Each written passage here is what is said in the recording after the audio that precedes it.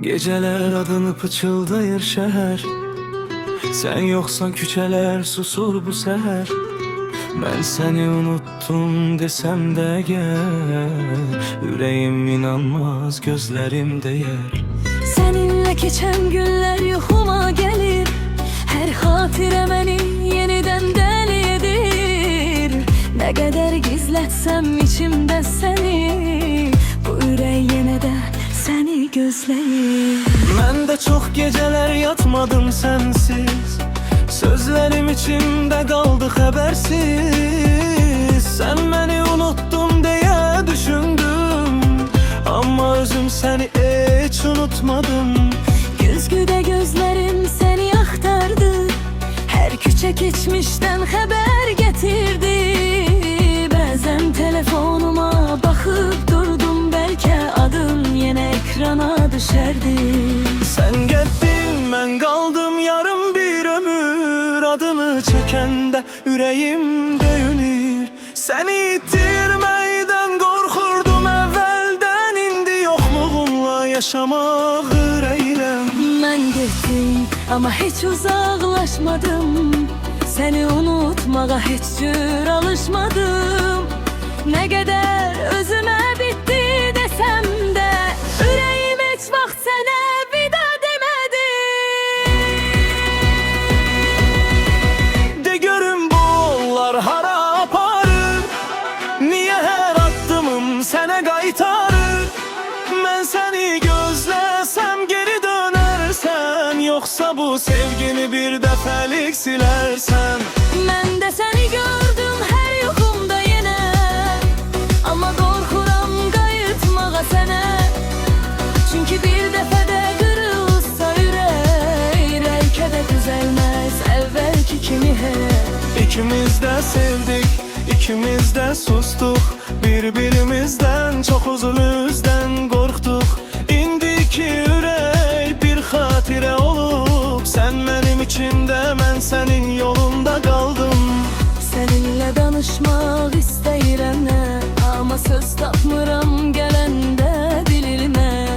Bir necə sən yazsam cavab verərsən, yoxsa keçmiş kimi məni də silərsən. Ben senin yokluğuna alışabilmedim. Senden sonra hiç kime sevirem demedim. Belki de səhvlərim çok oldu sana, ama sevgim hiç vaxt yalan olmadı. Sen beni itirdin, ben seni değil. Bu ürək heç vaxt sənə düşmən değil. Amma qayıt desem bilmirəm necə, çünkü çok değişti biz ikimiz de. Ben de səhv ettim, bunu da anmıram. Seni sevdiğimi artık gizletmirəm. Bazen gururuma galip gelmedim, ama hiç vaxt seni yüreğimden silmedim. Yadımdadır ilk dəfə baxdığın mənə, elə bir dünya susmuşdu həmin an yan yenə. Bir söz deməmişdin, mən anlamışdım seni gözlərində, özümü tapmışdım. Sonra günler geçti, değişti her şey. Bir vaxt yakın olandan yuyat bir şey.